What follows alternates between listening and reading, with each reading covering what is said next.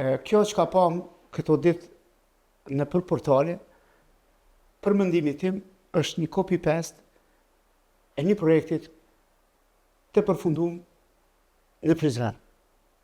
Ka të bëjë me trashëgiminë kulturore ose zonën e trashëgimisë kulturore të qytetit të Prizrenit. Kjo ka filluar në 2008, ka përfunduar në 2011. Është menduar të punohet në Prizren, duke marrë parasysh veçoritë e atij qyteti, sepse në të njëjtën zonë gjenden edhe xhamia, edhe kisha katolike, edhe kisha ortodokse, edhe një si ti them asaj ortodokse është një diçka e shajtë aty ne, është edhe lumi që kalon përmes, mbi është edhe kalaja, edhe në anën e lumit janë edhe zeje.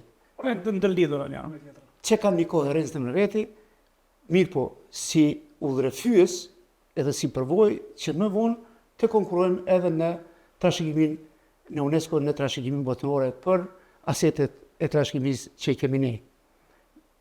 Kuadrat e kësaj është themeluar edhe Këshilli i trashëgimisë, i cili në atë kohë ka qenë i përbërë prej 7 anëtarëve.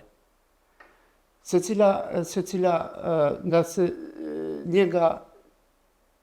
kjo pjesa e ortodokse, katolike dhe muslimane, prej këtyre zanatlive apo zejtarëve, edhe i shtati ka qenë i komunës si institucione lokale. Mirë po, në një formë ose tjetër, ajo nuk kanë funksionu dhe është shpërndal, është shpërngul. Dhe tash kjo s'ka pa, është më duk sikur po e lexoj një projekt shumë të vjetër, i cili është renovu, por që nuk i bjen tamam qytetit tonë.